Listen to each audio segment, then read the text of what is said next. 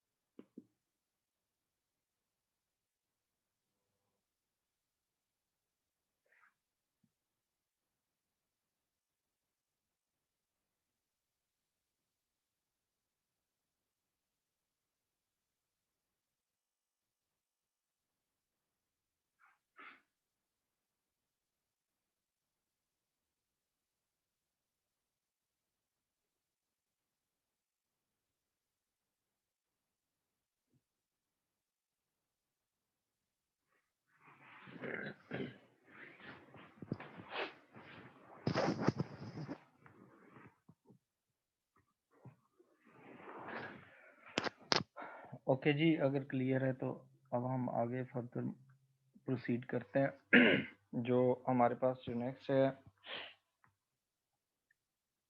ये मैं आपके साथ स्क्रीन शेयर करता हूँ।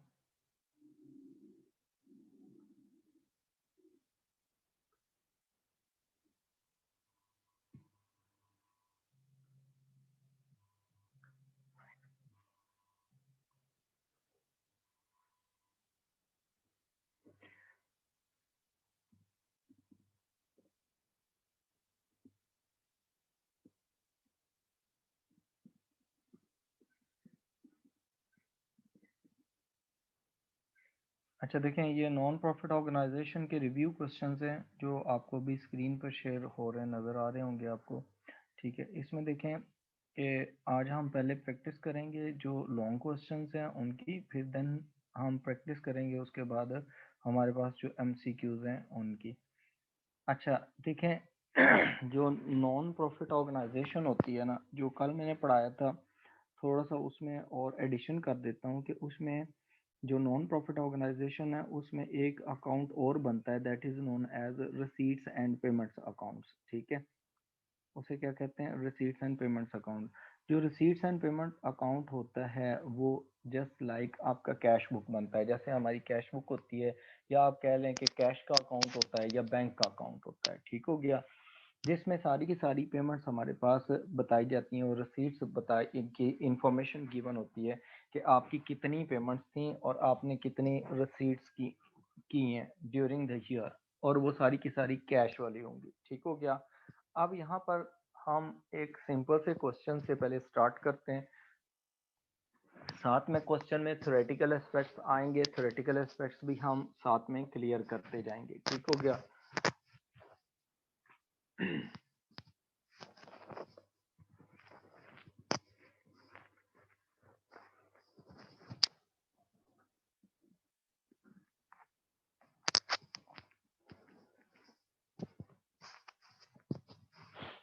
अच्छा, उसमें देखें हमारे पास ना जो क्वेश्चन नंबर 1 आपको स्क्रीन पे शो हो रहा है, उसमें देखें उसकी रिक्वायरमेंट देखें। रिक्वायरमेंट में क्या क्या रिक्वायरमेंट है? रिक्वायरमेंट में हमारे पास ये रिक्वायरमेंट्स हैं, उसमें हमारे पास रिक्वायरमेंट जो गिवन है, जो हमारे पास सी है, इसका मतलब है ये एक पहले जो इसका ए पार्ट है वो किसी और चैप्टर से रिलेट कर रहा है। ठीक है, वो नहीं गिवन ए और बी पार्ट। अच्छा, इसमें देखें उसमें गिवन है कि prepare the cafe trading account for the month ending, एक मंथ के लिए बनाना है एंडिंग 30th अप्रैल 2009। ठीक है, when you prepare trading account is just like income statement, और ये आपने बनाना है किसके लिए? कैफेटेरिया के लिए। ठीक है, trading account of cafe for 1 month of April 2009। इसका सबसे पहले तो आप फॉर्मेट बना लें। फॉर्मेट में हमारे पास जो फॉर्मेट बनता है, first of all you record the net sales. ठीक है, आपके पास नेट सेल्स कितनी है, लेस उसमें से आप करते हैं cost of sales. Cost of sales आप माइनस करते हैं, तो कॉस्ट ऑफ सेल्स जो है उसकी कैलकुलेशंस कैसे होती हैं? ओपनिंग स्टॉक आपके पास कितना इन्वेंट्री का, प्लस आपने परचेजेस कितनी की हैं, माइनस रिटर्न आउटवर्ड्स कितनी है, ठीक है, प्लस कैरेज इनवर्ड, आपने जो कैरेज पे किया है, गुड्स परचेज की है कैफे की उसके लिए, ठीक है, और माइनस क्लोजिंग स्टॉक, उसको माइनस कर लेंगे और रिमेनिंग आपके पास आ जाए, यहाँ पर आपके पास आ जाएगा ग्रॉस प्रॉफिट और ग्रॉस लॉस। ठीक हो गया। इसके लिए हम प्रिपेयर करेंगे टू कॉलम्स, ठीक है, इंटरनल कॉलम होगा और एक्सटर्नल कॉलम होगा जहां पर हम वैल्यूज लिखेंगे। उसके बाद हमारे पास आता है यहाँ पर ना,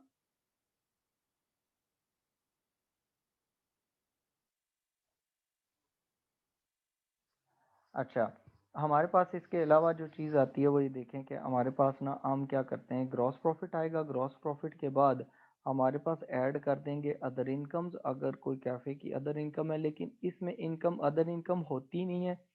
ये फॉर्मेट इसलिए लिखवा रहा हूँ कि हमने यही फॉर्मेट इनकम स्टेटमेंट का पढ़ा हुआ है, ठीक है।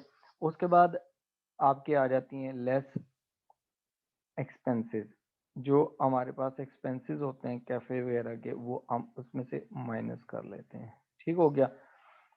उसके बाद उसने कहा है कि रेनफोर्ड स्पोर्ट्स क्लब, आपके पास रेनफोर्ड स्पोर्ट्स क्लब है, keeps a full set of double entry system and prepares monthly accounts, वो मंथली अकाउंट्स प्रिपेयर कर रहे हैं। कहता है summarise receipts and payments account, receipts and payment account given है ये वाला, ठीक है, ये आपके पास ना कैश और बैंक का अकाउंट ही है, ठीक है, कैश एंड बैंक अकाउंट, आप ये समझ लें कि this is your bank account, ठीक है। कहता है फॉर द मंथ ऑफ अप्रैल 2009, अप्रैल 2009 की उसमें वैल्यूज गिवन है कि कितनी कैश रिसीव की है और कितनी कैश है उसमें आपने पेमेंट की है। अच्छा, उसके बाद देखें इसको रीड कैसे करना है, देखें आपके पास balance brought down is given on the debit side, इसका मतलब है ये आपके पास बैंक बैलेंस स्टार्ट पे था, फिर आपने कैफे टेकिंग्स की, कैफे टेकिंग्स का मतलब है कि ये आपके पास ना सेल्स हैं, कैश सेल्स हैं, ठीक हो गया। तो कैफे से बैंक में पैसे डिपॉजिट हो गए, ठीक है, वो है 9850। उसके बाद डोनेशंस आए हैं $50 के, ठीक है। उसके बाद उसने कहा है कि आपके पास ना यहाँ पर जो ये जो है पेमेंट्स हुई हैं, पेमेंट फॉर द परचेजेस, आपने कैफे की परचेज की उसके लिए पेमेंट की है, ये सारी पेमेंट्स गिवन है on the credit side. Additional information given है, उसमें देखें एडिशनल इंफॉर्मेशन में मंथ का स्टार्ट 1 अप्रैल है और मंथ का एंड 30 अप्रैल है, वो गिवन है। इसमें इन्वेंट्री की वैल्यूज गिवन है, ट्रेड पेबल्स की वैल्यू गिवन है और साथ में कैफे के फिक्सचर्स हैं, नॉन करंट एसेट्स हैं, ठीक है। करंट एसेट्स इन्वेंट्री है, ट्रेड पेबल्स करंट लाइबिलिटीज हैं और आपके पास ट्रेड कैफे फिक्सचर्स है, नॉन करंट एसेट की वैल्यू एट द स्टार्ट और and of the month given है। उसके बाद उसने कहा है कि आपको एडिशनल इंफॉर्मेशन भी दे दी और आपको कहा है कि आप इसकी प्रिपरेशन करें, ठीक है। अब देखें क्वेश्चन आप रीड करते जाएं स्टार्ट से और उनकी वैल्यूज को लिखते जाएं। सबसे पहले आप रिसीट्स एंड पेमेंट अकाउंट पे आ जाएं। रिसीट्स एंड पेमेंट्स अकाउंट जब आप प्रीपेड करते हैं तो उसमें उसने कहा है कि कैफे टेकिंग्स जो हैं वो आपकी 9850 है, ये आपकी सेल्स हैं, ठीक है, ये आपकी क्या है, कैश सेल्स है।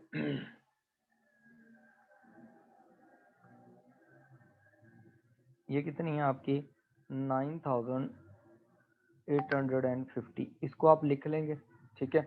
उसके बाद उसने कहा डोनेशंस, डोनेशंस जो है ये कैफे के लिए नहीं होता, ये क्लब के लिए होगा, ठीक है। तो डोनेशन जो है ये इसमें ट्रेडिंग अकाउंट में नहीं आएगा।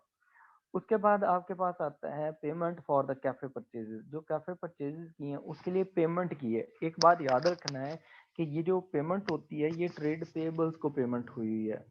तो आपके पास ट्रेड पेएबल्स का ओपनिंग और क्लोजिंग बैलेंस गिवन है, हम इस इंफॉर्मेशन को वहां यूज करेंगे, हमने परचेजेस निकालनी है, ठीक है। वर्किंग जो हम करेंगे, वर्किंग में हमारे पास वर्किंग, यहाँ पर हम वर्किंग कर लेते हैं,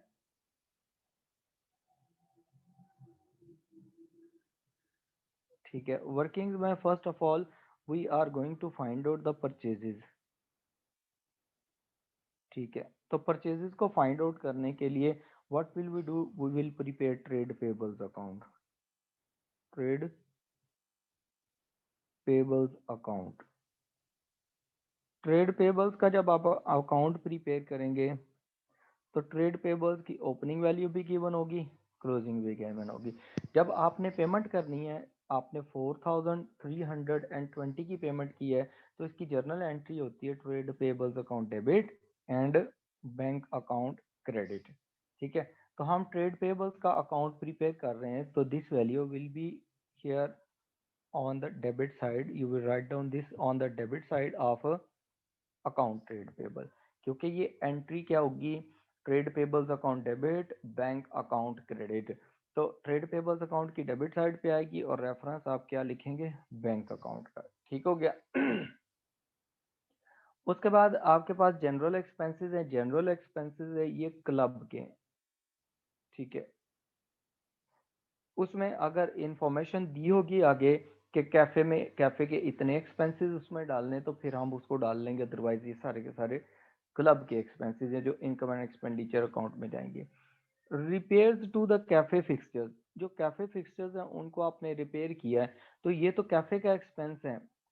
रिपेयर अगर हेड क्लब की कोई चीज हो ना, जो स्पोर्ट्स क्लब है उसकी कोई चीज रिपेयर हो, तो फिर हम उसको एक्सपेंडिचर्स में डालेंगे, इनकम एंड एक्सपेंडिचर अकाउंट में।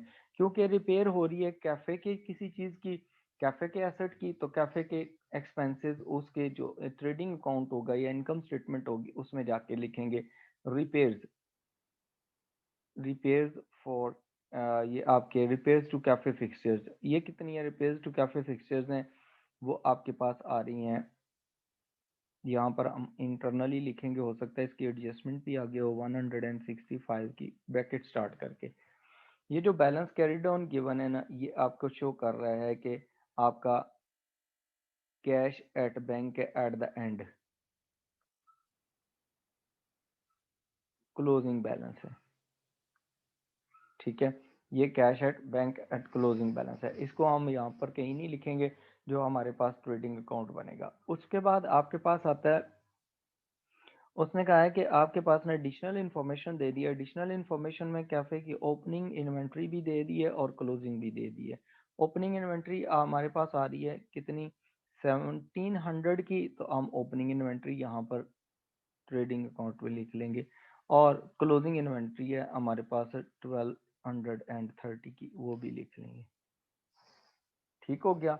उसके बाद हमारे पास जो नेक्स्ट है ना चीज वो आ रही है, वो है हमारे पास, उसने कहा है कि ट्रेड पेबल्स। ट्रेड पेबल्स का ओपनिंग बैलेंस गिवन है 1830, तो बैलेंस ब्रॉड डाउन, ये हमने वर्किंग इसकी कर रहे थे, बैलेंस ब्रॉड डाउन कितना है 1830, और बैलेंस कैरी डाउन जो है वो कितना आ रहा है, वो 1230 का आ रहा है बैलेंस कैरी डाउन क्लोजिंग। ठीक हो गया। उसके बाद हमारे पास आता है कैफे फिक्सचर्स। कैफे फिक्सचर्स जो हैं ओपनिंग बैलेंस दिया हुआ है और उसका क्लोजिंग बैलेंस दिया हुआ है।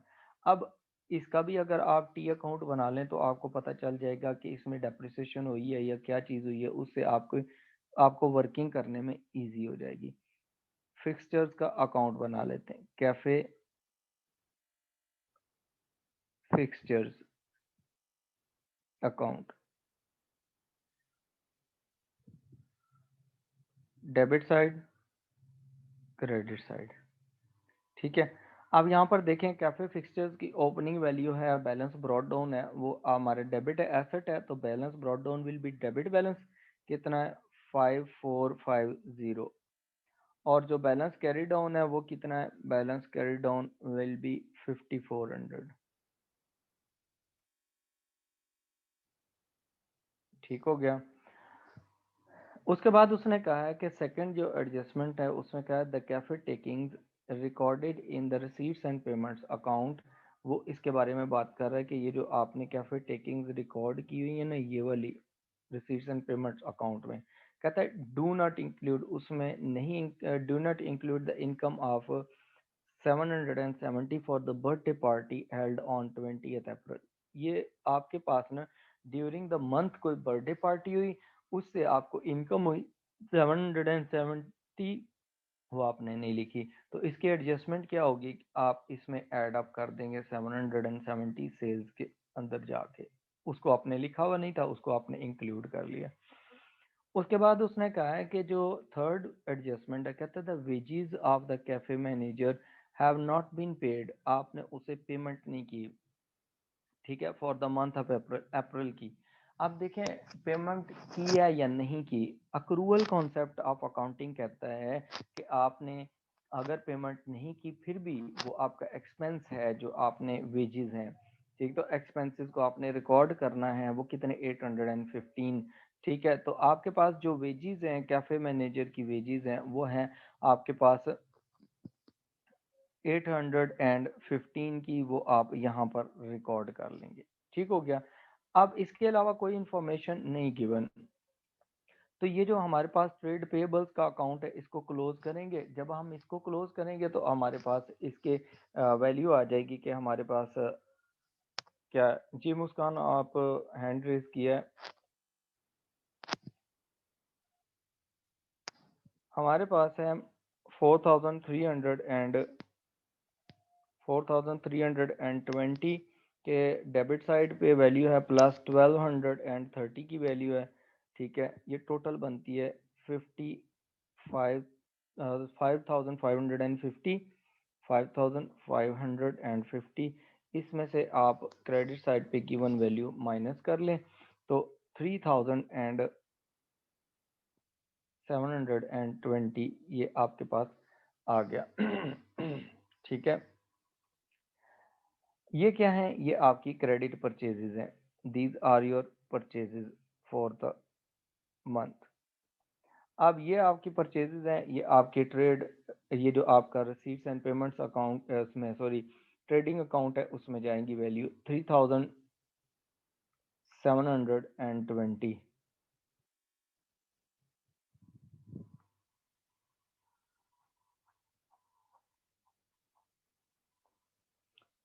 1470।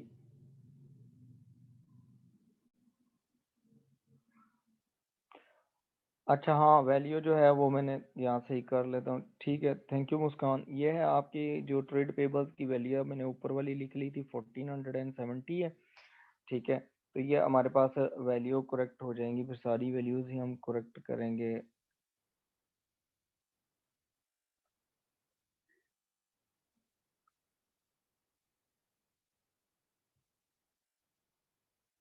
ठीक है, ये हमारे पास आ रही है 4320, ठीक है, प्लस हमारे पास 1470, ये हमारे पास आती है 5790, 5790, ठीक है, उसमें से आप माइनस कर लें 1830 की जो वैल्यू की बने क्रेडिट साइड पे, तो परचेजेस आ गई आपके पास 3960 की, ये वैल्यू है आपके परचेजेस की, इसको हम ऊपर लिख लेते हैं 3960, 3960 ये वैल्यू आ गई, ठीक हो गया। परचेजेस की वैल्यू आपने फाइंड आउट कर ली, फिर हमारे पास फिक्सचर्स का कोई परचेज नहीं हुआ, कुछ सेल नहीं हुआ, इसका मतलब है डेबिट साइड हमारे पास है 5450 की, यही टोटल में लिखेंगे 5450, और इसमें से ये 5400 माइनस कर लेंगे तो रिमेनिंग डिफरेंस आ जाता है हमारे पास 50 का, दिस इज डेप्रिसिएशन, ठीक है, तो डेप्रिसिएशन आपके पास कितनी आ गई, डेप्रिसिएशन आपके पास आ गई है $50 की, ठीक हो गया। अब देखें इसके अलावा कोई एडजस्टमेंट्स जो हैं वो क्वेश्चन में नहीं गिवन, हम अब ट्रेडिंग अकाउंट जो है उसको क्या कर देंगे, क्लोज करेंगे। अब देखें जो हमारे पास सेल्स है, नेट सेल्स है, वो कितनी होगी, इन दोनों को आप ऐड अप कर लें। अब दोनों को आप ऐड अप करेंगे तो आपके पास ये आ जाएगी जो सेल्स हैं, तो वो सेल्स कितनी आ जाती हैं, ऐड करें 9850 प्लस उसमें आपने ऐड अप करने हैं 770, टोटल बनेगी आपकी 10,620 सेल्स, ठीक हो गया, ये आपके पास आ गई सेल्स। अब इसमें आपने क्या करना है, नेट सेल्स, उसके बाद रिटर्न्स कुछ भी नहीं है। अब आपके पास ना जो परचेज कॉस्ट ऑफ सेल्स है उसमें भी रिटर्न आउटवर्ड्स कुछ नहीं है, और उसके बाद कैरेज इनवर्ड्स भी कुछ नहीं है। ओपनिंग क्लोजिंग स्टॉक गिवन है। 1700 में आप 3960 ऐड करें और माइनस कर दें 1230 तो आपके पास जो आंसर आएगा वो आ जाएगा 4430 का। ठीक हो गया। अब आप सेल्स में से कॉस्ट ऑफ सेल्स माइनस कर दें तो आपके पास 6190 के आपके पास आ जाएंगे ग्रॉस प्रॉफिट। ठीक हो गया। ग्रॉस प्रॉफिट कितना है? 6190 का। अच्छा, एडजस्टमेंट्स जो है वो हमारे पास कुछ भी नहीं है। रिपेयर्स का एक्सपेंस है एज इट इज, आप एक्सटर्नल कॉलम इंटरनल कॉलम में लिख लें 165 का। 815 के आपके वेजेस हैं कैफे मैनेजर की, और आपके पास $50 की डेप्रिसिएशन है। तो टोटल आपका एक्सपेंस बनता है, इन तीनों को आप ऐड अप करें तो ये आपके पास बनता है 1030 ये आपका आ गया। अब इसमें से जो अदर इनकम है वो तो है ही कोई नहीं, ठीक है, वो जीरो है। तो आपके पास 6190 में से आप ये एक्सपेंसेस माइनस कर लें तो आपके पास यहाँ पर प्रॉफिट आ जाएगा, नेट प्रॉफिट। ये जो नेट प्रॉफिट आएगा ये आपके क्लब की इनकम हो जाएगी। ठीक है, ये सोर्स ऑफ इनकम है एक, आपके जो एक्स्ट्रा जो ट्रेडिंग एक्टिविटीज करता है क्लब। ठीक है, यहाँ तक क्लियर है? अच्छा, इसमें कोई क्वेश्चन में कोई मसला हो यहाँ तक, ठीक है, तो पूछ लें। अगर if you have any problem with this question, ठीक है, पूछ लें यहाँ पर, फिर आगे फर्दर हम प्रोसीड करें। ठीक है।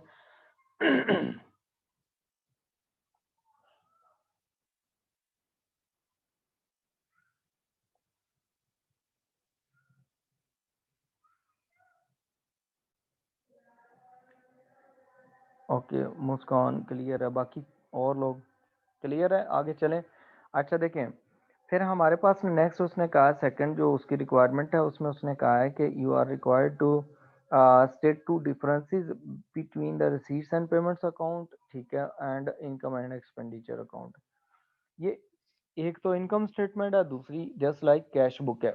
ठीक है, अब हमारे पास ना जो ये जो रिसीट्स एंड पेमेंट्स अकाउंट होता है ना, ये ऊपर अगर आप देखें ना तो आपको पता चलेगा कि हमारे पास ना जो रिसीट्स एंड पेमेंट अकाउंट है उसमें आपके पास ना ओपनिंग क्लोजिंग बैलेंसेस होते हैं, क्योंकि ये आपके कैश को शो कर रहा होता है या बैंक बैलेंस को शो कर रहा होता है। ठीक है, जबकि इनकम एंड एक्सपेंडिचर अकाउंट में कोई ओपनिंग क्लोजिंग बैलेंस नहीं होता, या तो वो सरप्लस शो करेगा या डेफिसिट शो करेगा। पहला तो डिफरेंस ये है। ठीक है, दूसरे नंबर पर यह है कि जो ये रिसीट्स एंड पेमेंट अकाउंट होता है ये सिर्फ कैश को रिकॉर्ड करता है, आपकी क्रेडिट ट्रांजैक्शंस को रिकॉर्ड नहीं करता है।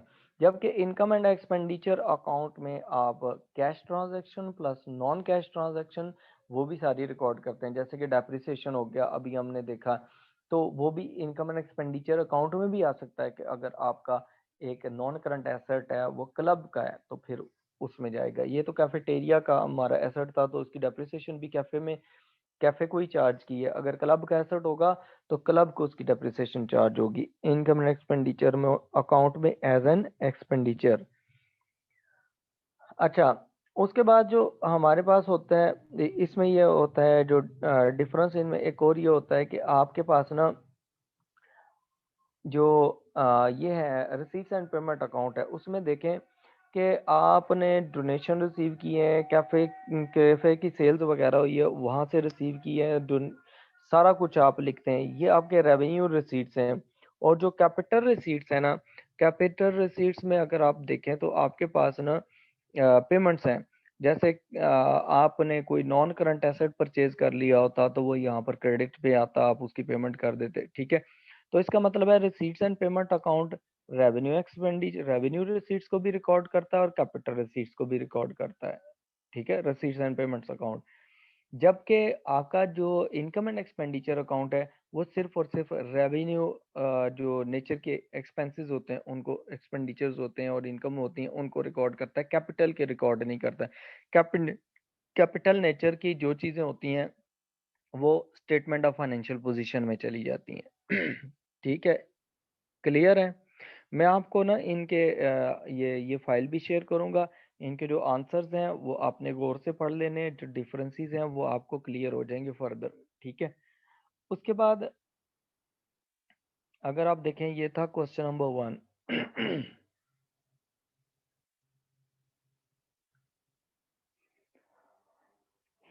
अच्छा, उसके बाद हम अगर क्वेश्चन नंबर 2 पे जाते हैं, तो क्वेश्चन नंबर 2 में देखें कि हमारे पास उसने क्या चीज़ें दी हुई हैं। उसमें उसने कैश बुक दी है। ये जो कैश बुक है ना, ये आपके रिसीट्स एंड पेमेंट्स अकाउंट ही है, ठीक है? कि आपकी रिसीट्स कितनी है और पेमेंट्स कितनी है, ये उसका अकाउंट है, रिसीट्स एंड पेमेंट अकाउंट। कहता है treasurer of Sandsbury sports club did not keep full accounting records, ठीक है? उनके पास पूरा अकाउंटिंग रिकॉर्ड नहीं है कंप्लीट। 1 मिनट होल्ड कीजिएगा।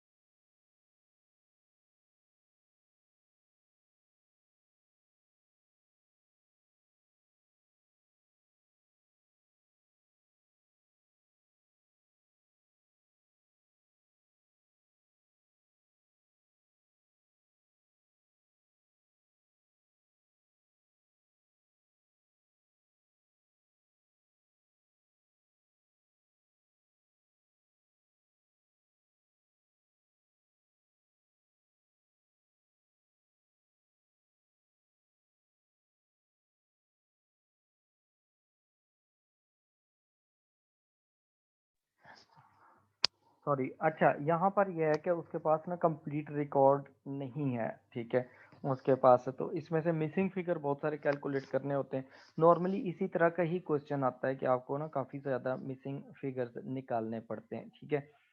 अब मिसिंग फिगर्स निकालने के लिए ना हम वर्किंग्स करेंगे। उसमें उसने पहले कहा कि कैश, उसने कहा the following information was available at 31 अक्टूबर 2011। अब उसमें इंफॉर्मेशन क्या क्या गिवन है, उसने कहा देखें, डेबिट साइड पे उसने $105 की इंफॉर्मेशन दी हुई है कि 1 नवंबर 2010 को आपके पास $105 की कैश पड़ी हुई थी बैंक में, ठीक है, या जैसे भी थी। उसके बाद उसने सब्सक्रिप्शन रिसीव की है आपके 2010 के लिए, जो पिछला साल था उसके लिए आपने रिसीव की है।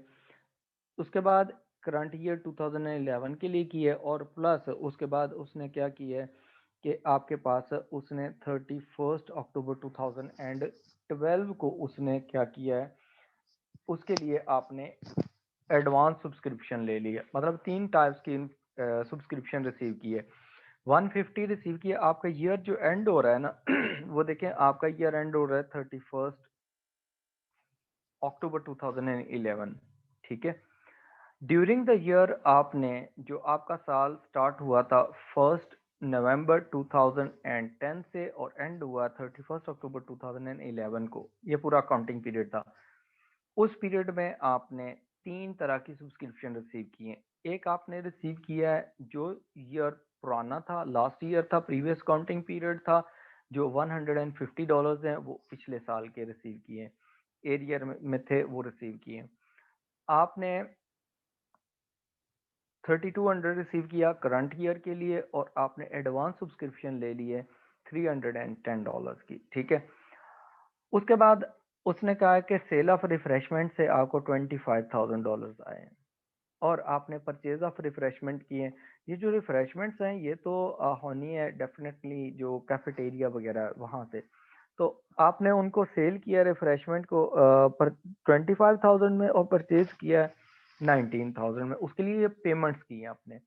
रेंट एंड रेट्स आपके जो रेंट्स वगैरह थे वो आपने पेमेंट की 1200 के, ऑपरेटिंग एक्सपेंसेस आपने पे किए 3750 के, purchase of equipment non current asset आपने परचेज किया 900 का, और आपके पास एट द एंड 31 अक्टूबर 2011 को आपके पास $3,950 बच गए। ये आपकी कैश पड़ी हुई इन हैंड, क्लोजिंग बैलेंस।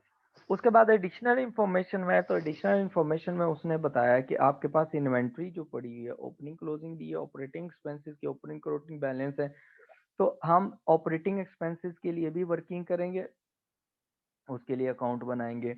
उसके बाद है आपके पास ना इक्विपमेंट है, नेट बुक वैल्यू पे गिवन है, ठीक है। उसके बाद सब्सक्रिप्शन इन एडवांस थी और सब्सक्रिप्शन इन एरियर थी, ये भी ओपनिंग क्लोजिंग बैलेंसेस दे दिए। उसने कहा है कि आगे सेकंड एडजस्टमेंट उसने कहा है additional information, subscription not collected for the year for the year ended 31 October 2010 are to be considered as is irrecoverable and 31st October 2011। कहता है जो 31 अक्टूबर 2010 को आपकी अमाउंट रिसीवेबल थी और वो रिसीव नहीं हुई, ठीक है, ड्यूरिंग द ईयर, इस साल जो साल एंड हो रहा है 31 अक्टूबर 2011 को, तो उसको आपने बैड डेट ट्रीट कर लेना है कि वो आपकी सब्सक्रिप्शन क्या होगी, बैड डेट होगी। ठीक हो गया। सबसे पहले उसने कहा है कि you are required to find out accumulated fund at 1st November 2010, ठीक है। ये आपके पास आ गया ओपनिंग accumulated फंड जो 1 नवंबर 2010 को था, ओपनिंग accumulated फंड। ये हमने कल पढ़ा था accumulated फंड क्या होता है। जो हमारे पास कैपिटल हम कैलकुलेट करते थे उसमें प्रॉफिट मेकिंग ऑर्गेनाइजेशन में, यहाँ पर उसको हम accumulated फंड का नाम देते हैं। जब हम accumulated फंड कैलकुलेट करेंगे ओपनिंग, तो इसके लिए कैलकुलेशंस के लिए हमारे पास ओपनिंग एसेट्स में से ओपनिंग लायबिलिटीज माइनस कर लें। ये कॉन्सेप्ट कौन सा है, ये कॉन्सेप्ट अकाउंटिंग इक्वेशन का है,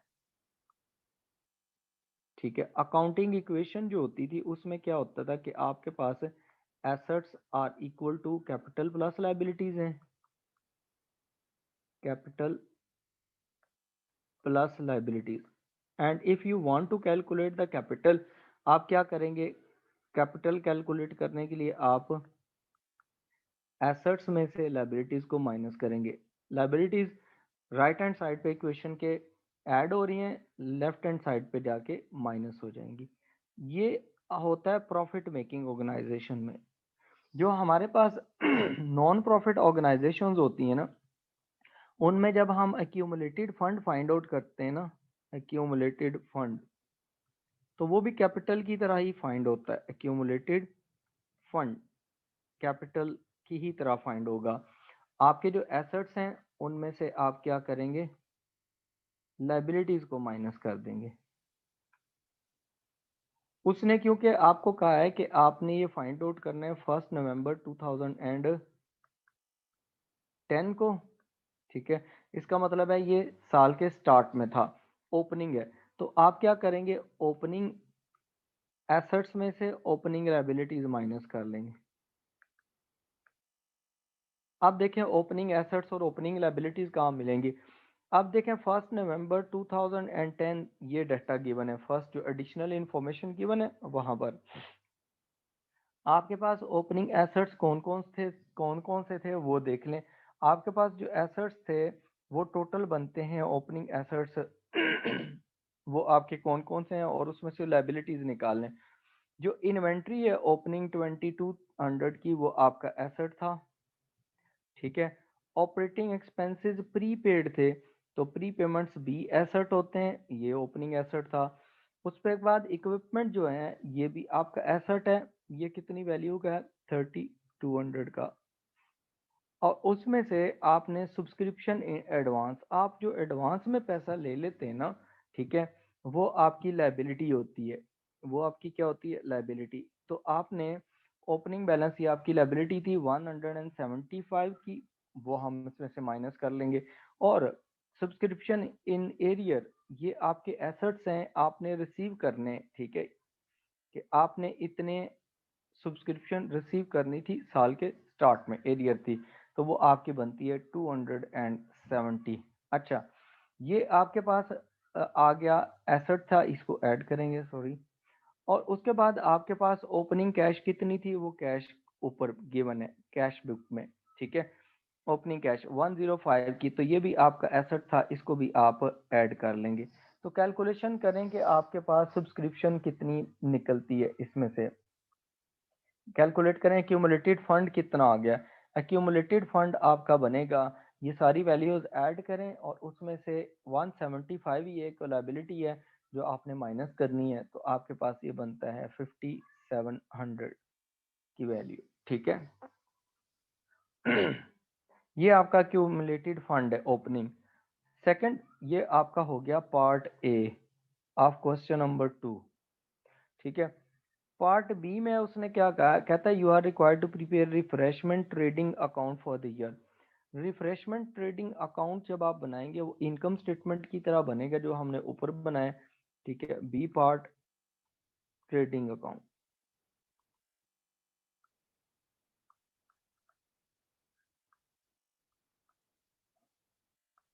रिफ्रेशमेंट का, रिफ्रेशमेंट का ट्रेडिंग अकाउंट हम बनाते हैं, जैसे हमने ऊपर बनाया उसी तरीके से हम इसको भी प्रिपेयर करेंगे। दो कॉलम्स हैं, ठीक है। और इसके बाद हमारे पास जो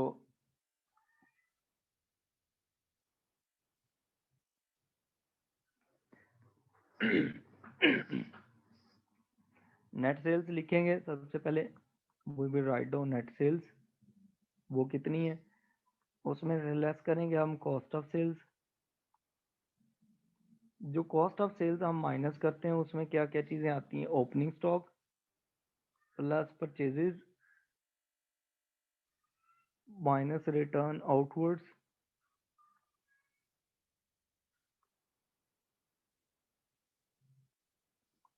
ऐड कैरेज इनवर्ड्स, ठीक है। और उसमें से माइनस हो जाएगा closing stock, this would be equal to cost of sales. Cost of sales जब हम निकाल लेंगे तो हमारे पास जो आंसर आएगा वो that would be equal to gross profit और लॉस, ठीक है। ग्रॉस प्रॉफिट आ जाएगा या ग्रॉस लॉस आ जाएगा। और उसमें ऐड करेंगे हम अदर इनकम्स को,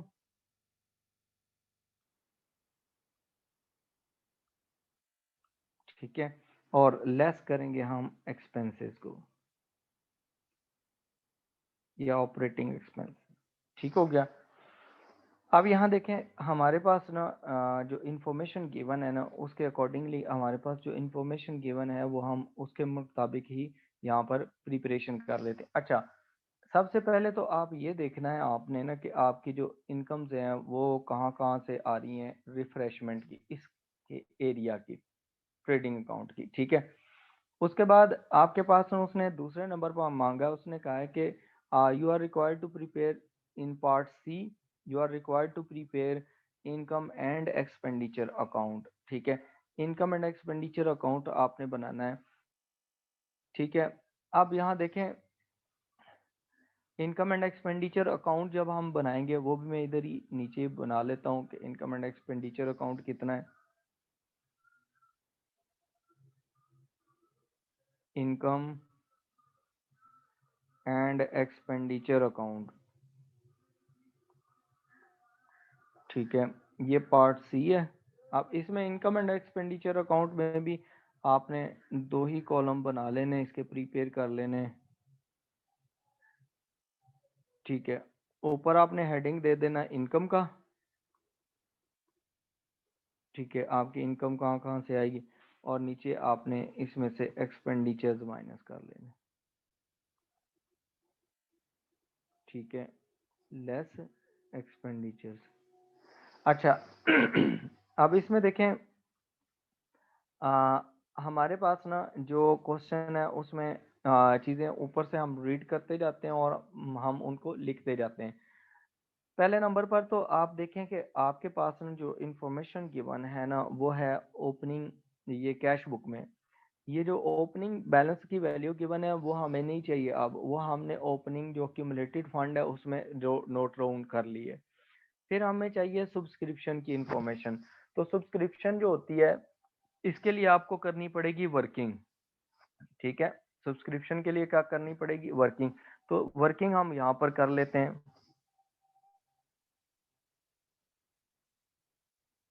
वर्किंग्स। ठीक है, जो वर्किंग है वो हमारे पास यहाँ पर आ गई। अब इसमें सबसे पहले आप you will prepare subscription account. Subscription account separate से भी प्रिपेयर करना आ जाता है। ठीक है, डेबिट बैलेंस और क्रेडिट साइड दोनों। ठीक है, आप जब सब्सक्रिप्शन रिसीव करते हैं तो उसकी एंट्री होती है कि आपके पास bank account debit, subscription account credit. अब ये देखें, ये जो कैश बुक है उसमें ये डेबिट साइड पे आ रही है अमाउंट, ये तीनों कि आपने ये अमाउंट रिसीव की है। 1,150 प्लस 3,200 प्लस 310। टोटल सब्सक्रिप्शन जो आपने रिसीव की है वो कितनी रिसीव की है आपने सब्सक्रिप्शन, उसकी कैलकुलेशन कर लें वो कितनी आ गई है सब्सक्रिप्शन रिसीव्ड।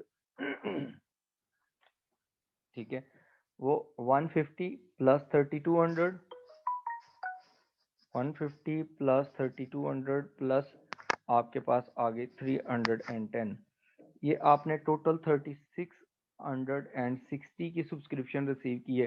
तो जो सब्सक्रिप्शन का अकाउंट बनाएंगे उसमें subscription account debit, sorry, bank account debit और subscription account credit. It means subscription account में क्रेडिट साइड पे आ जाएगी अमाउंट जो आपने रिसीव की है 3,660।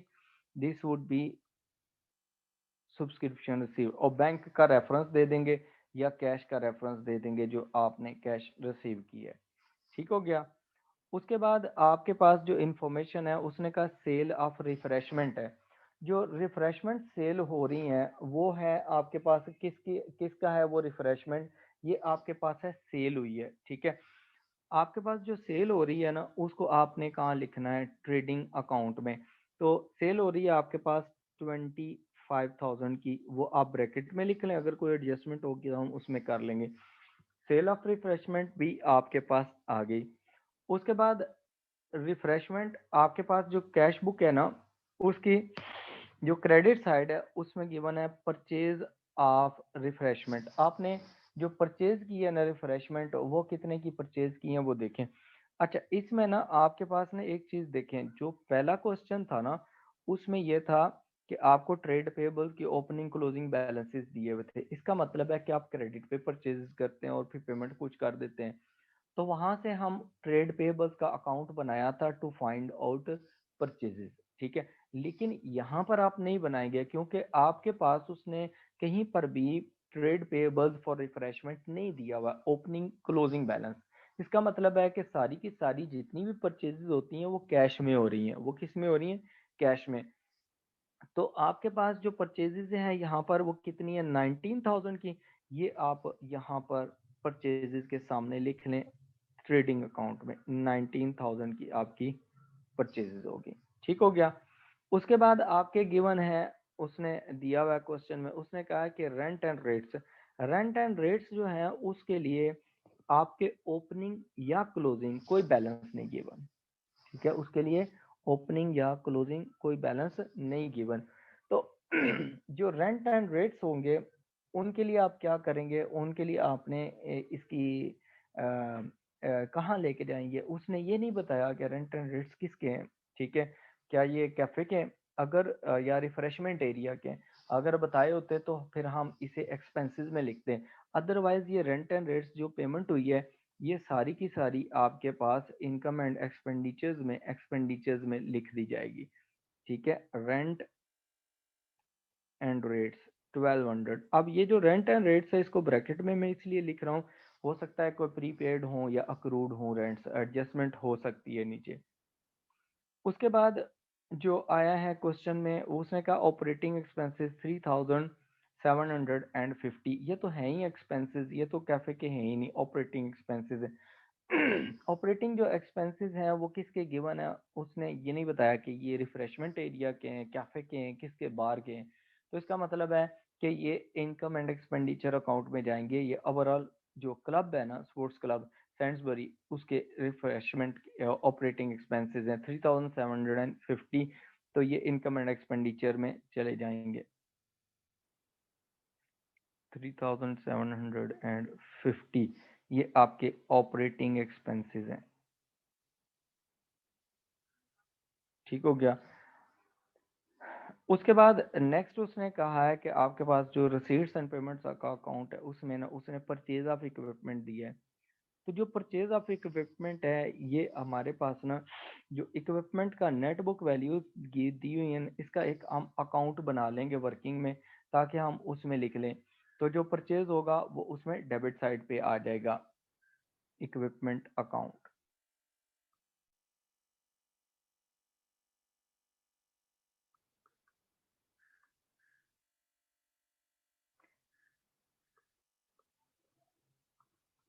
ठीक है। इक्विपमेंट का जो परचेज करते हैं, एडिशन करते हैं, वो हमारे पास डेबिट साइड पे आ जाता है। ठीक है, ये न्यू आपने परचेज किया इक्विपमेंट, कितने का, 900 का। तो इसके लिए एंट्री क्या होती है, equipment account debit, bank account credit. तो इक्विपमेंट का जो टी अकाउंट बनेगा उसमें ये डेबिट साइड पे आ जाएगा, जबकि जो बैंक कैश बुक है उसमें वो क्रेडिट साइड पे आ रहा है। ठीक है। उसके बाद उसने क्लोजिंग बैलेंस दे दिया है। क्लोजिंग बैलेंस हमारे पास ये बैलेंस शीट में चला जाएगा, जो हम इसके लिए बनाएंगे नॉन प्रॉफिट ऑर्गेनाइजेशन की। ठीक है। अच्छा, उसके बाद उसने कहा है कि हमारे पास एडिशनल इंफॉर्मेशन में ओपनिंग इन्वेंट्री दे दी है, मटेरियल रिफ्रेशमेंट्स की, और क्लोजिंग भी दे दी है। ठीक है। तो अब हम इनको यहाँ पर पुट कर लेंगे कि ओपनिंग इन्वेंट्री आपके पास कितनी थी रिफ्रेशमेंट की, वो 2200 थी। क्लोजिंग इन्वेंट्री आपकी 700 पड़ी हुई है। इसका मतलब है आपकी इन्वेंट्री जो है वो डिक्रीज हो गई है। ठीक हो गया। 700 माइनस हो जाएगा, 2200 ऐड हो जाएगा। अब उसके बाद है आपके पास ऑपरेटिंग एक्सपेंसेस। ऑपरेटिंग एक्सपेंसेस के लिए हमारे पास ना यहाँ पर हम उसका अकाउंट बना लेते हैं। अच्छा, इसके लिए दिया हुआ था ऑपरेटिंग एक्सपेंसेस का, इसका हम अकाउंट बना लेते हैं यहाँ पर ना, इसकी भी वर्किंग कर लेते हैं। ये वर्किंग 1 थी, ये वर्किंग नंबर 2 है, और वर्किंग नंबर 3 हमारे पास है ऑपरेटिंग एक्सपेंसेस की। जब ओपनिंग क्लोजिंग बैलेंस दिया हुआ है तो हम इसके लिए क्या कर लेंगे, हम यहाँ पर वर्किंग कर लेंगे। अच्छा देखें, ऑपरेटिंग एक्सपेंसेस ओपनिंग प्रीपेड थे, मतलब एसेट था, और क्लोजिंग जो है वो अक्रूड है 250 से। तो प्रीपेड जो होते हैं आपके एक्सपेंसेस, वो आपके डेबिट बैलेंस होते हैं, balance brought down will be on debit side 100। और जो अक्रूड है, क्लोजिंग है, तो उसका मतलब है लाइबिलिटी है, तो बैलेंस कैरिड डाउन भी हमारे पास इसी साइड पे आ जाएगा 250 का। और जो हमने एक्सपेंसेस पेमेंट कर दिए ना, ऑपरेटिंग एक्सपेंसेस जो पे कर दिए हैं, वो उनको हम यहाँ से मैं रिमूव करता हूँ 3750। तो हम ये 3750 यहाँ पर लिखते हैं कि हमने पेमेंट कर दी है। ये डेबिट साइड पे क्यों आ रहे हैं ऑपरेटिंग एक्सपेंसेस में, इसकी रीज़न ये है कि आपके पास ना एंट्री ये होती है ऑपरेटिंग एक्सपेंसेस डेबिट और बैंक अकाउंट क्रेडिट। तो ऑपरेटिंग एक्सपेंसेस अकाउंट में डेबिट साइड पे आ जाएंगे, ये आपने पेमेंट की हुई है बैंक। ठीक हो गया। उसके बाद हमारे पास उसने दिया हुआ है कि जो इक्विपमेंट है ना, उनके बैलेंसेस दिए हुए। ओपनिंग इक्विपमेंट 3200 के थे और क्लोजिंग 2700 के हैं। तो आपका बैलेंस ओपनिंग था, बैलेंस ब्रॉट डाउन, वो आपका 3200 का था, और क्लोजिंग जो है, जो आपके पास बैलेंस कैरी डाउन आ गया, वो है 2700 का। ठीक हो गया। उसके बाद उसने कहा कि ये भी वैल्यूज हो गई। उसने कहा सब्सक्रिप्शन जो है वो इन एडवांस जो है, सब्सक्रिप्शन जो है एडवांस में आपने ली हुई, तो ये लाइबिलिटी है। सब्सक्रिप्शन का अकाउंट हमने बनाया हुआ है, तो सब्सक्रिप्शन 175 ये आपने एडवांस में साल के स्टार्ट में थी, तो ये आपकी ओपनिंग लाइबिलिटी थी। तो balance brought down will be on the credit side 175 subscription account में क्रेडिट साइड पे आ जाएगी। उसके बाद आपके पास उसने दिया है कि सब्सक्रिप्शन जो है साल के स्टार्ट में एरियर में भी थी, एरियर में 270 की थी, ये एसेट है। तो आपके पास 270 will come on the debit side of subscription account, ये बैलेंस ब्रॉड डाउन है। एरियर एसेट है, उसको डेबिट साइड पे लिखेंगे, और जो आपकी सब्सक्रिप्शन एडवांस में ले ली ऑर्गेनाइजेशन में वो लाइबिलिटी है कि अभी क्लब ने उसकी सर्विसेज नहीं दी। ठीक है। उसके बाद सब्सक्रिप्शन जो थी क्लोजिंग, क्लोजिंग जो थी एडवांस में थी 310। इसका मतलब है ये आपकी लाइबिलिटी थी, कितने की, 310। ये आपका आ गया बैलेंस कैरिड डाउन। ठीक है, लाइबिलिटी। उसके बाद उसने कहा कि सब्सक्रिप्शन इन एरियर साल के स्टार्ट में जो एंड पे है, सॉरी, वो है 90। तो इसका मतलब है ये बैलेंस कैरिड डाउन जो होगा ये इस साइड पे आ जाएगा, बैलेंस कैरिड डाउन यहाँ पर आ गया। ये इन्फॉर्मेशन पुट होगी। उसके बाद उसने कहा कि सब्सक्रिप्शन जो आपने फॉर 31 अक्टूबर 2010 को जो नॉट कलेक्टेड थी, नॉट कलेक्टेड का मतलब एरियर में थी। ठीक है। ये कौन सी सब्सक्रिप्शन की बात कर रहा है जो एरियर में थी साल के स्टार्ट में, वो है ये वाली 270। कहता है जो उसमें से आपको नहीं मिलेगी वो आपकी क्या हो जाएगी, बैड डेट्स हो जाएंगी। यहाँ देखें ये इंफॉर्मेशन रिलेट कर रही है आपकी, ये वाली आपने 270 रिसीव करनी थी और आउट ऑफ 270 आपको सिर्फ 150 मिला है। ठीक है।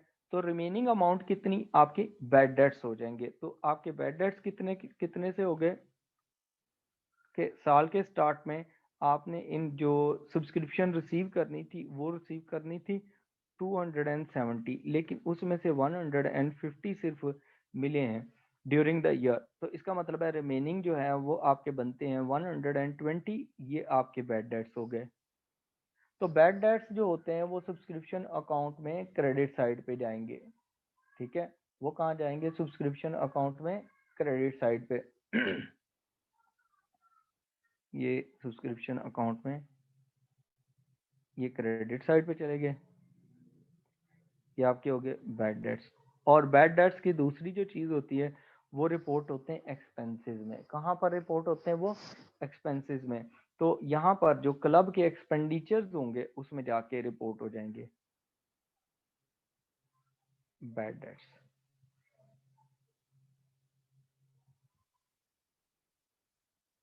ठीक है।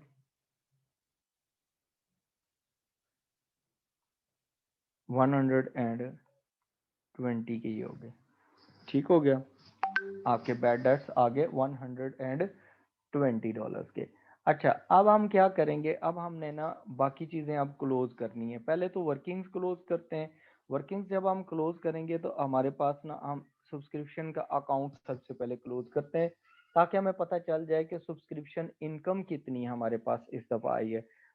हमारे पास जो क्रेडिट साइड है वो बड़ी है, 175 प्लस 3660 प्लस 90।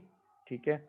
और प्लस आपके पास सॉरी बैड डेट्स जो है ये 120 के हैं, 120 के। ठीक हो गया, ये आगे आपके पास। तो क्रेडिट साइड हमारे पास आ रही है 4045 की, 4045 की। उसमें से आपने डेबिट साइड की वैल्यूज निकाल लेनी, एक है 270 और दूसरे नंबर पर है 310। तो रिमेनिंग आपके पास आ गया 3465। 3465, this will be the subscription income for the year and this will be charged to income and expenditure account। ठीक है। ये आपका बैलेंसिंग फिगर है जो आपने चार्ज करना है कहाँ पर, जो आपके पास इनकम एंड एक्सपेंडिचर अकाउंट है। इनकम एंड एक्सपेंडिचर अकाउंट में आपके पास सब्सक्रिप्शन इनकम,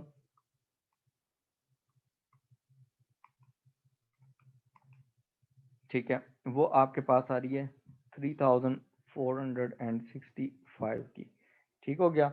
उसके बाद आपके पास जो नेक्स्ट है ना जो अकाउंट क्लोज करना है वो आपने करना है इक्विपमेंट का। इक्विपमेंट देखें, डेबिट साइड ग्रेटर है 3200 प्लस 900 4100, 4100 दोनों साइड पे लिखें और उसमें से 4100 में से आप माइनस कर लें 2700। आपका आ गया बैलेंसिंग फिगर 1400। जो बैलेंसिंग फिगर 1400 आ गया ना, ये आपके पास क्या है, ये आपने आपके पास डेप्रिसिएशन निकल आई है। ये आपके पास क्या है, डेप्रिसिएशन। ये आपने डेप्रिसिएशन जो है ये कहाँ चार्ज करनी है, ये क्लब के एसेट्स की है, इक्विपमेंट्स की है। तो ये इनकम एंड एक्सपेंडिचर अकाउंट में चली जाएगी। इनकम एंड एक्सपेंडिचर अकाउंट में depreciation will be charge this figure, यहाँ पर इनकम एंड एक्सपेंडिचर अकाउंट में ले आए। डेप्रिसिएशन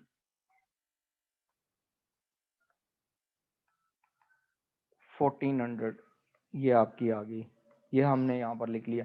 बैड डेट्स में भी और कोई एडजस्टमेंट नहीं है, ये भी इधर वैल्यू आ जाएगी। फिर हमारे पास आते हैं ऑपरेटिंग एक्सपेंसेस के। साल के ऑपरेटिंग एक्सपेंसेस कितने थे। ऑपरेटिंग एक्सपेंसेस में अगर देखें तो 100 डेबिट साइड पे है, प्लस 3750 सारी वैल्यूज ही डेबिट साइड पे हैं, और प्लस 250 4100। तो 4100 आप इस अकाउंट को क्लोज करेंगे तो आपके पास 4100 बैलेंसिंग फिगर आएगा। This balancing figure will go to income and expenditure account. ये भी आपका बैलेंसिंग फिगर है, ठीक है। 4100 ये भी आपके पास इनकम एंड एक्सपेंडिचर अकाउंट में चला जाएगा, एक्सपेंसेस में 4100। ठीक हो गया। अच्छा, जो रेंट एंड रेट्स हैं उसके लिए और कुछ भी नहीं है, तो ये भी हम वैल्यू ट्रांसफर कर लेंगे आउटर कॉलम में, कोई एडजस्टमेंट नहीं है, ठीक है। अब यहाँ तक ना हमारे पास जो एडजस्टमेंट्स थी वो सारी कर ली। अब हम इनको अकाउंट्स को क्लोज करते हैं। सबसे पहले तो हम ट्रेडिंग अकाउंट को क्लोज करते हैं। सेल्स रिटर्न्स हैं को नहीं, इसका मतलब है कि जो आपके पास सेल्स ही हैं उन्हीं को आप ट्रीट करेंगे कि आपके पास नेट सेल्स हैं 25,000 की। आपके पास रिटर्न आउटवर्ड्स और कैरेज जो इनवर्ड्स है वो नहीं है। तो आपके पास जो कॉस्ट ऑफ सेल्स है वो कितनी आएंगी, कॉस्ट ऑफ सेल्स आपके पास आ जाती हैं। कैलकुलेशंस करें, 2200 ओपनिंग प्लस 19,000 की परचेजेस की है और माइनस 700 आ गया। तो ये आपके पास कितना आ गया, 20,500। 20,500 आपके पास कॉस्ट ऑफ सेल्स आ गई। अब आपने ग्रॉस प्रॉफिट निकालना है, तो sales minus cost of sales निकालना है, तो आपके पास ग्रॉस प्रॉफिट आ जाएगा। Gross profit will be 4500। अब इसके अलावा कोई ऑपरेट अदर इनकम नहीं है, कोई एक्सपेंसेस नहीं है रिफ्रेशमेंट वगैरह के, कैफेटेरिया के। इसका मतलब है यही आपके पास नेट प्रॉफिट भी आ जाएगा। अब ये जो नेट प्रॉफिट आता है ना पार्ट बी से, ये हमारे पास इनकम होती है क्लब की, ठीक है। इनकम फ्रॉम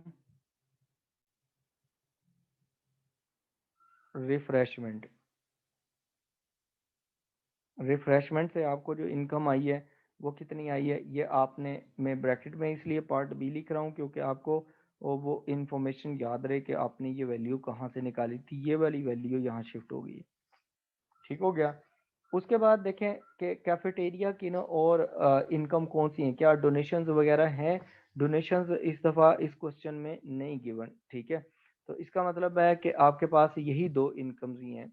इन दो का टोटल कर लें, टोटल कितनी होगी, दोनों इनकम का टोटल करें तो ये आपके पास बन जाती है 7,965, ठीक है।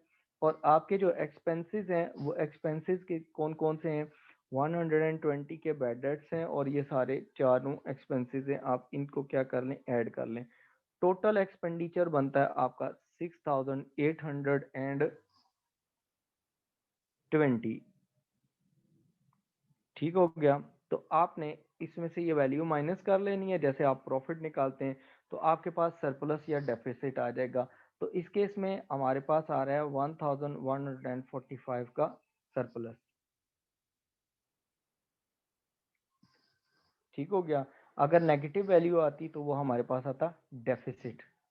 इज दैट क्लियर, ठीक है। यहाँ तक कोई क्वेश्चन इससे रिलेटेड पूछने वाला हो।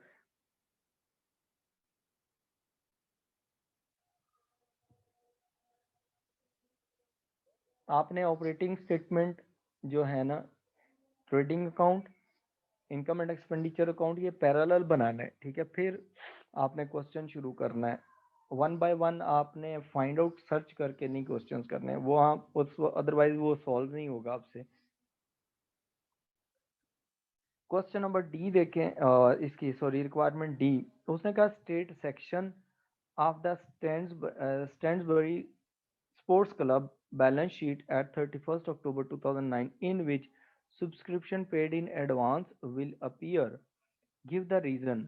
देखें, जो सब्सक्रिप्शन एडवांस होती है ना, ये आपका मतलब है कि आपने अगले साल की 31st October 2011 को नेक्स्ट ईयर की सब्सक्रिप्शन ले ली है, फॉलोइंग ईयर की। जब आप सब्सक्रिप्शन एडवांस ले लेते हैं, कोई इनकम एडवांस ले लेते हैं, that becomes your current liability, तो वो आपके के पास क्या आ जाता है, वो आपकी करंट लाइबिलिटी बन जाती है, ये करंट लाइबिलिटी सेक्शन में चली जाएगी, ठीक है।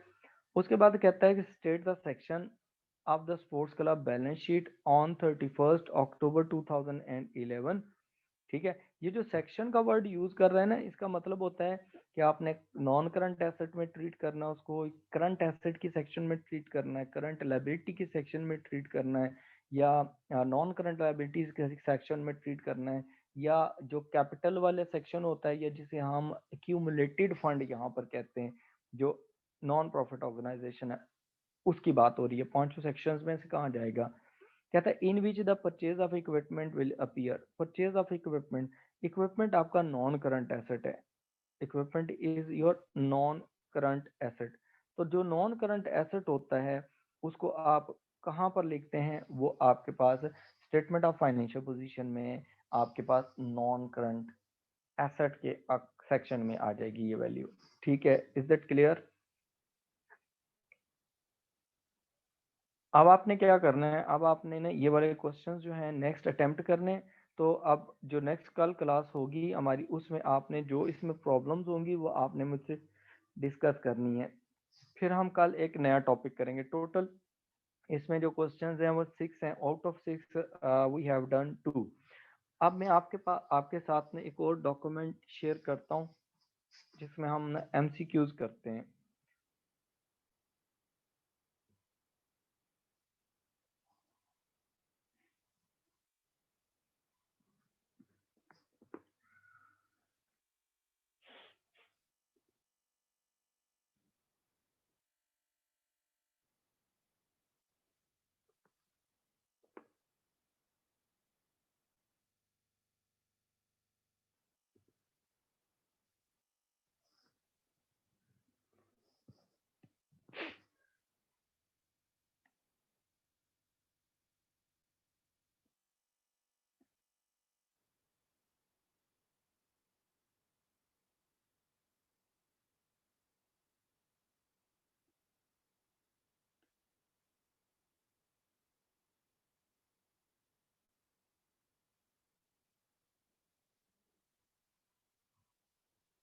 यहाँ देखें, ये हमारे पास ना आपके सामने स्क्रीन पे शो हो रहे हैं।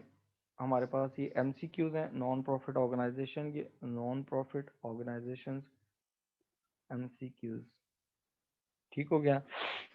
अब ये हम करते हैं फर्दर आपको, ताकि ये क्लियर हो जाए कि हमारे पास ना जो छोटी मोटी एम्बिग्विटीज होती हैं वो भी क्लियर हो जाएंगी यहाँ पर।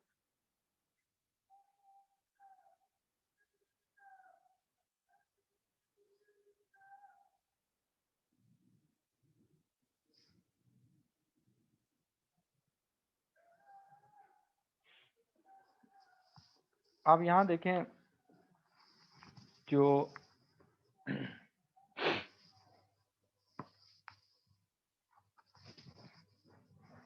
चीज़ें हैं वो क्या क्या हैं। अब यहाँ देखें, हमारे पास फर्स्ट ऑफ ऑल ना जो एमसीक्यूज हैं उनमें पहला क्वेश्चन ये है एमसीक्यूज में, उसने कहा है कि what is the amount charge for the rent to the income and expenditure account for 1996, ठीक है।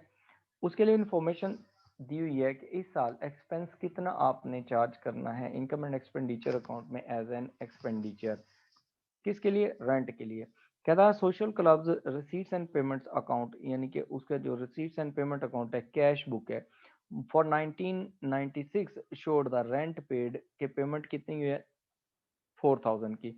ऑन 1 जनवरी 1996 साल के स्टार्ट में रेंट ओड जो कि लाइबिलिटी थी, ओड का मतलब है पेएबल था, एट द स्टार्ट 800 का था, and 31 December 1996 rent owed by the club, owed का मतलब अगेन पेएबल था 31 दिसंबर को। अच्छा, अब हमने निकालना है, जब इसको सोल्व करना है ये क्वेश्चन, देखें कि क्वेश्चन नंबर जो 1 है ये कैसे सोल्व होगा। आपने रेंट अकाउंट प्रिपेयर करना है, rent account, debit side, credit side. पहली इंफॉर्मेशन है, उसने कहा रेंट पेमेंट आपने की है कितनी, 4000 की। तो जब रेंट पे होता है जर्नल एंट्री क्या होती है, रेंट अकाउंट डेबिट और बैंक अकाउंट क्रेडिट। ठीक हो गया, debit and credit. Rent account debit हो जाता है कितने से, 4000 से, और बैंक अकाउंट या कैश अकाउंट क्रेडिट हो जाता है बाय 4000 से। We are preparing here rent account, rent account debit हो रहा है कितनी अमाउंट से, 4000 से, और क्रेडिट रेफरेंस में क्या हमने लिखना है यहाँ पर, बैंक। ये आ गया। उसके बाद हमारे पास नेक्स्ट आता है, उसने कहा है कि रेंट साल के जो स्टार्ट था ना 1 जनवरी को, उसमें ओड था। ठीक है, तो बैलेंस ब्रॉट डाउन आपका क्रेडिट साइड पे आएगा, लाइबिलिटी थी कितने से, 800 से, इसको क्रेडिट करेंगे। और बैलेंस कैरिड डाउन उसने कहा है कि आपके पास ना वो भी लाइबिलिटी ओड है 31 दिसंबर को 1000 से, वो हम क्या करेंगे 1000 से यहाँ पर लिख लेंगे।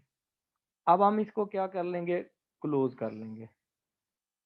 ठीक है, जब हम क्लोज करेंगे तो हमारे पास क्या आ जाएगा, 5000 हमारे पास दोनों साइड्स पे आ जाएगा टोटल में। ठीक है, और उसमें से हमारे पास क्रेडिट साइड की वैल्यू निकाल लेंगे तो 4200 आंसर आएगा, जो हमारे पास इनकम एंड एक्सपेंडिचर अकाउंट में एज एन एक्सपेंस जाएगा।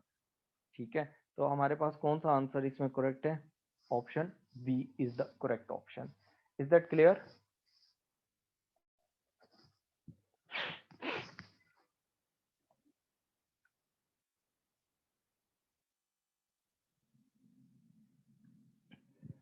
अच्छा मुर्तजा, आपने क्वेश्चन किया था कि जो पहला हमने सेकंड क्वेश्चन किया था कि उसमें ना ये रिक्वायरमेंट में 150 जो है हमने किस चीज का क्यूमुलेटिव फंड में ऐड किया है।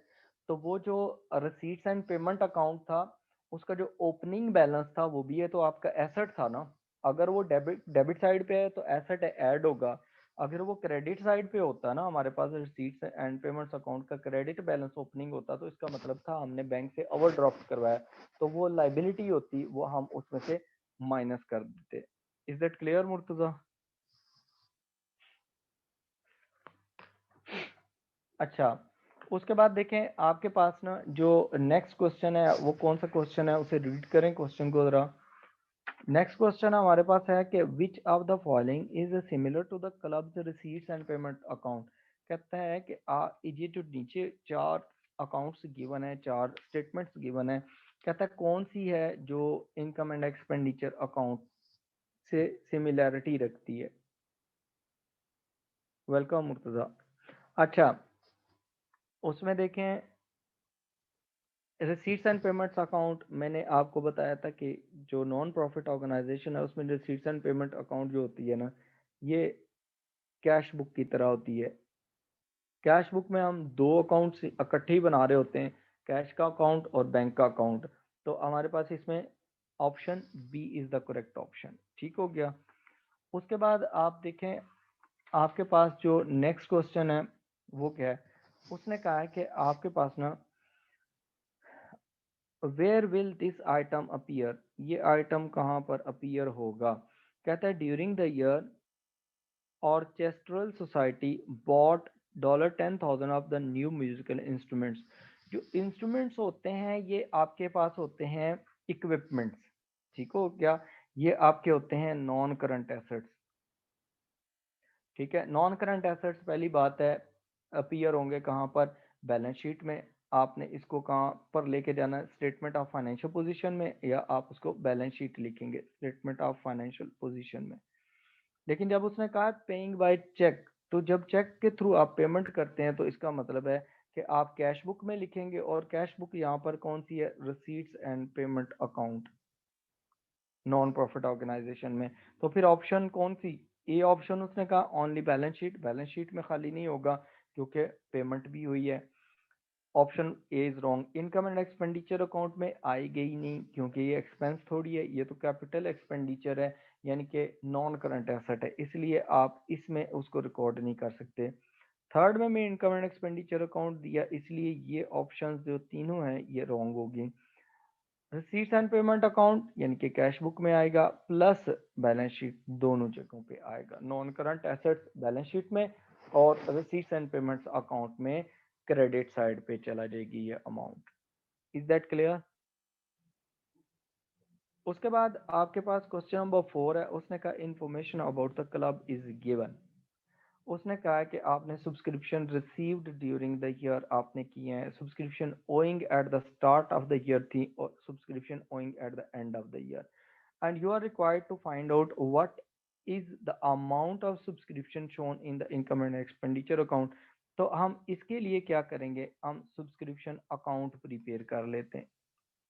Subscription income account, subscription income account जब हम प्रिपेयर करेंगे तो उसने कहा कि आपने ड्यूरिंग द ईयर जो पे किए, तो जब सब्सक्रिप्शन पे होती है एंट्री क्या होती है, डेबिट बैंक अकाउंट, आपने सॉरी जो सब्सक्रिप्शन रिसीव की है मेंबर्स ने पे की है, ठीक है, क्लब के जो मेंबर्स है ना, आपके पास आपने बैंक अकाउंट डेबिट कर दिया जब आपने सब्सक्रिप्शन रिसीव की, बैंक अकाउंट डेबिट, और क्रेडिट में आपने क्या किया, और बैंक में यहाँ पर ना जो नॉन प्रॉफिट ऑर्गेनाइजेशन है उसमें रिसीट्स एंड पेमेंट अकाउंट में जाती है, पेमेंट ट्रीटमेंट होती है।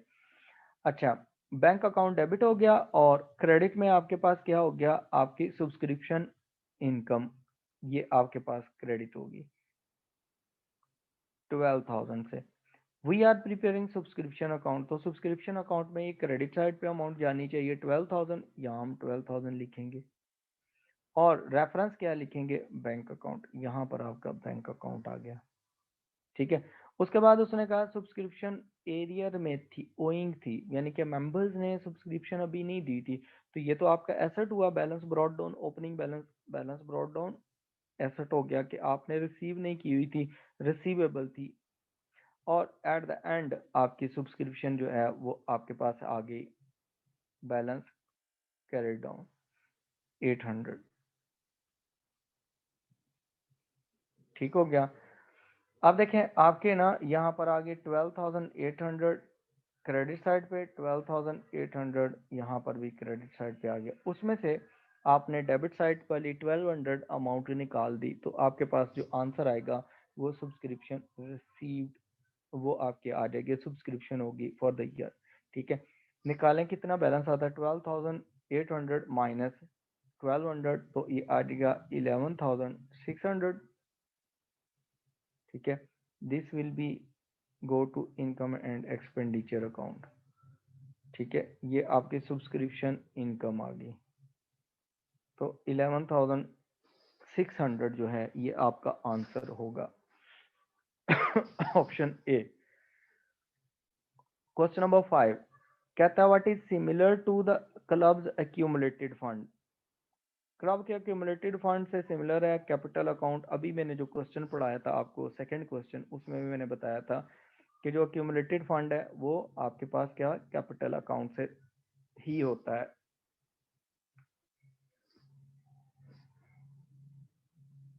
ओके, उसके बाद देखें जो नेक्स्ट क्वेश्चन है हमारे पास ना, उसको हम नेक्स्ट पेज पे करते हैं।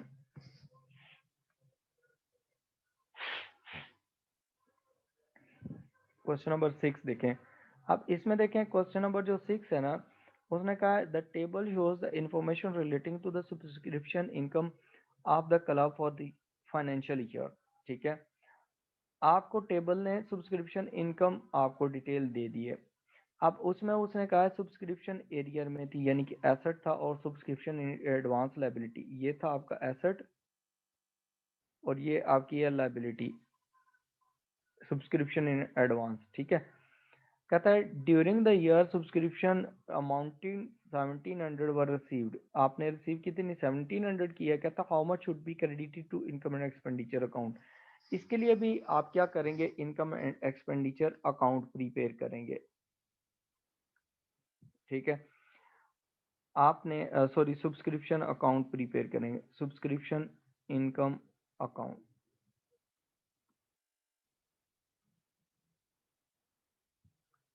Debit credit. अब यहाँ देखें सब्सक्रिप्शन 1 जनवरी को 31 दिसंबर को ओपनिंग बैलेंस क्लोजिंग बैलेंसेस दिए। ओपनिंग बैलेंसेस में देखें आपके पास सब्सक्रिप्शन इन एरियर थी, इसका मतलब था ये आपका एसेट था, बैलेंस ब्रॉट डाउन, और एसेट का बैलेंस होता है डेबिट हमेशा, ये है 100। और उसके बाद सब्सक्रिप्शन इन एडवांस थी स्टार्ट में, वो 300, इसका मतलब है this that was your liability eight the start, balance brought down आपका कितना था 300। ठीक हो गया। उसके बाद नेक्स्ट देखें, उसने कहा कि subscription in arrear eight the end of the year, वो है आपके पास बैलेंस कैरी डाउन आ जाएगा, बैलेंस कैरी डाउन कितना आ जाएगा 150 का। उसके बाद सब्सक्रिप्शन उसने कहा है कि आपके पास ना जो एट द एंड था, eight the end of the year, वो आपके पास सॉरी ये 150 मैंने रॉन्ग साइड पे लिख दिया, बैलेंस कैरी डाउन इधर आएगा because this is asset, balance carry down, ठीक है। इन एरियर 150 की आपने रिसीव करना है, ये क्रेडिट साइड पे आएगा, और सब्सक्रिप्शन जो एडवांस में ली क्लोजिंग अगले साल के लिए, वो आपकी डेबिट साइड पे आ जाएगी अकाउंट में। ड्यूरिंग द ईयर आपने जो सब्सक्रिप्शन रिसीव की है वो 1700 की है, तो जर्नल एंट्री आपने क्या की होगी, bank account debit, subscription account credit. Debit में आपने बैंक किया होगा 1700 से, और क्रेडिट में आपने सब्सक्रिप्शन इनकम कर दी होगी, ये आपके पास 1700। तो ये जो 1700 क्रेडिट हो रहा है ना, हम सब्सक्रिप्शन अकाउंट में इसको क्रेडिट साइड पे लिख देंगे 1700। ठीक हो गया। और हमारे पास यहाँ पर क्या आ जाएगा, बैंक अकाउंट के we have received this amount. अब हम इस अकाउंट को क्लोज करेंगे, जब हम इसको अकाउंट को क्लोज करेंगे सब्सक्रिप्शन के, तो क्रेडिट साइड हमारे पास क्या है, क्रेडिट साइड हमारे पास ग्रेटर है। टोटल करें क्रेडिट साइड 1700 प्लस 300, टोटल 2000, और 2000 प्लस 150, 2150 ये आ जाएगी, और 2150 यहाँ पर ये आ गई। ठीक हो गया। उसमें से आपने 300 डेबिट साइड वाले माइनस कर लेने, तो आपके पास जो बैलेंसिंग फिगर आएगा वो कितना आता है, वो देखें आपके पास कितना आएगा, वो आपके पास आएगा 1850 का। ठीक हो गया। ये जो 1850 के है, ये आप इनकम एंड एक्सपेंडिचर अकाउंट में बैलेंसिंग फिगर को शो करेंगे एज एन इनकम। ठीक है, 1850 D option is the correct option. ठीक है। उसके बाद नेक्स्ट देखें, उसमें उसने कहा है कि आपके पास ना question number 7, what is the purpose of receipts and payments account. Receipts and payments account का पर्पस क्या है वो आपने बताना है। ठीक है, रिसीट्स एंड पेमेंट्स अकाउंट के पर्पसेस जो हैं वो क्या है, कैश बुक के तौर पर काम करती है, एज अ कैश बुक। ठीक है, तो उसमें वो कहता है टू कैलकुलेट द प्रॉफिट, नहीं प्रॉफिट तो है होता ही नहीं है आपके पास ना, जो नॉन प्रॉफिट ऑर्गेनाइजेशन है उसमें प्रॉफिट होते ही नहीं है, ये पहली चीज गलत है। उसने calculate the revenue from the income generating activities, ये भी नहीं है। रेवेन्यूज कैलकुलेट करना, रेवेन्यू कैश में भी हो सकता है क्रेडिट में भी हो सकता है, ठीक है, और उसके लिए नहीं यूज होती। कहता है to show the cash transactions for the period, cash transaction जितनी भी होती हैं उसको शो किया जाता है, क्योंकि receipts and payment account is just like a cash book. इसका मतलब है option C is the correct option. Option D में वो कहता है to show the surplus of the income and expenditure, surplus जो होता है ये इनकम एंड एक्सपेंडिचर अकाउंट में जाके शो होता है, वो उसका पर्पस होता है इनकम एंड एक्सपेंडिचर अकाउंट का, तो कैश बुक में ये नहीं आता।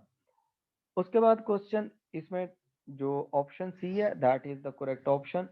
ठीक है, देन क्वेश्चन नंबर 8, उसने कहा what is the total net income for the year, net income कितनी है फॉर द ईयर वो आपने बतानी है। ठीक है, net income for the year आप कैसे कैलकुलेट करते हैं उसने कहा है कि आपके पास ना जो डाटा दिया हुआ है ना, वो क्या क्या चीजें कौन कौन सी चीजें के गिवन है। एक तो आपके पास उसने कहा सब्सक्रिप्शन है, ठीक है, ये इनकम है। सेल ऑफ रिफ्रेशमेंट है, परचेजेज ऑफ रिफ्रेशमेंट है, ओपनिंग क्लोजिंग इन्वेंट्री, इसके लिए आप ट्रेडिंग अकाउंट बना लेंगे, ठीक है। इनकम एंड एक्सपेंडिचर अकाउंट जो होता है ना, उसमें जो इनकम वाली सेक्शन है उसमें क्या क्या आएगा। इनकम वाली सेक्शन में आपके पास एक सब्सक्रिप्शन इनकम आ जाएगी, वो 8000 गिवन है, वो एज इट इज लिख लें। जो दूसरी है ना आपकी ट्रेडिंग एक्टिविटी, उसके लिए आप ट्रेडिंग अकाउंट बना लें, ठीक हो गया। ट्रेडिंग अकाउंट में पहली चीज उसने दे दी है सेल्स। सेल्स कितनी है जी आपकी, वो 4000 की है, ठीक हो गया। उसके बाद आपने इसमें से लेस करनी है कॉस्ट ऑफ सेल्स।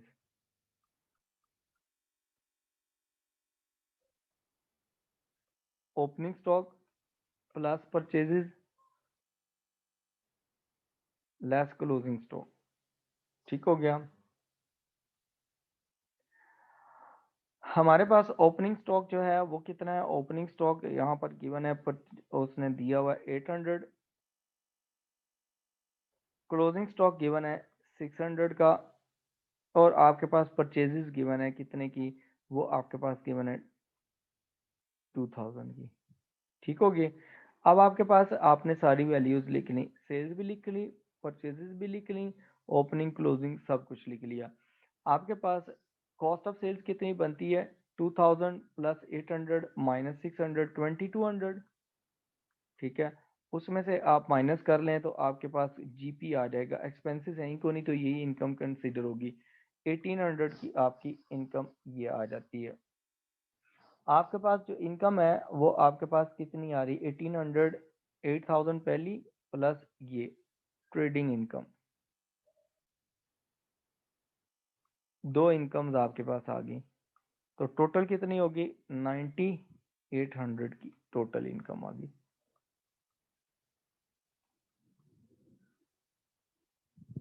ठीक है। इज दैट क्लियर, ठीक है। उसके बाद है क्वेश्चन नंबर 9 देखें। उसने कहा कि how much will be shown for rent in the clubs receipts and payment account for the year. इसका मतलब है कि आपने कैश पेमेंट कितनी की है वो निकाल के बताएं for the year ended 31 December. उसने कहा financial year of a drama club ends at 31st December. The club rents a theater at annual rent of 3600, ठीक है।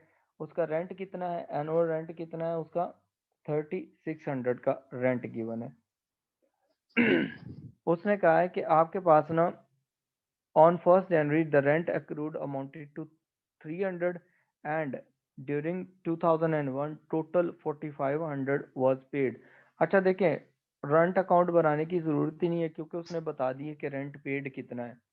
तो रिसीट्स एंड पेमेंट्स अकाउंट में जो कैश पेमेंट होगी वही जाएगी, तो आपके पास जो ऑप्शन डी होगी that was the correct option, ठीक है। वो क्या है आपकी करेक्ट ऑप्शन है, ऑप्शन डी। क्लियर है यहाँ तक। उसके बाद उसने कहा है कि at the end of the clubs financial year the same sum member subscription remain unpaid, ठीक है, एरियर में है। उसने कहा है कि where are they accounted for in the clubs financial statement. जो आपके पास रिमेनिंग अनपेड है अभी तक आपने क्या की है, रिसीव नहीं की। एक तो नंबर वन वो बैलेंस शीट में जाएगी आपके पास एज एन एसेट, ठीक है, बैलेंस शीट में कहाँ जाएगी, वो as an asset.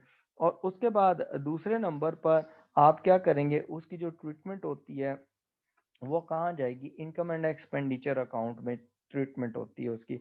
Income and expenditure account में वो जाएगी एज एन इनकम, ठीक है। इस साल की इनकम पेमेंट नहीं हुई कोई मसला नहीं है, लेकिन इनकम तो है। तो रिसीट्स एंड पेमेंट में कुछ नहीं जाएगा बिकॉज कैश रिसीव नहीं हो रही। तो ये देखें ऑप्शन जो है, पहली तीन ऑप्शन जो लगी हुई है ना, सी बी सी डी, तो वो शो कर रही है कि ये कैश में भी आएगी, रिसीट्स एंड पेमेंट अकाउंट में। जब पेमेंट ही नहीं उसने मेंबर ने दी तो आप कैश बुक में तो उसे लेके नहीं जा सकते या रिसीट्स एंड पेमेंट अकाउंट में। इसका मतलब है ये तीनों ऑप्शंस जो हैं बी सी डी रॉन्ग है और हमारे पास option A is the correct option. ठीक है। अब देखें, अब इसमें ना जो 40 क्वेश्चंस हैं टोटल, 10 क्वेश्चंस हमने किए हैं, 2 क्वेश्चंस हमने लॉन्ग क्वेश्चंस किए हैं। रिमेनिंग क्वेश्चंस जो हैं ये आपको मैं अभी अपलोड करता हूँ, आपने इसको अटेम्प्ट करना है और उसमें जो प्रॉब्लम होगी वो हम सॉल्व करेंगे। ठीक हो गया। कल की क्लास में हम डिस्कस करेंगे, पहले इनकी डिस्कशन के बाद हम न्यू टॉपिक स्टार्ट करेंगे, इसलिए आपने इनको रिवाइज कर लेना है लाजमी। ओके, ठीक है। चलें, इंशाल्लाह कल फिर मुलाकात होती है कल की क्लास में, तब तक के लिए अल्लाह हाफिज़।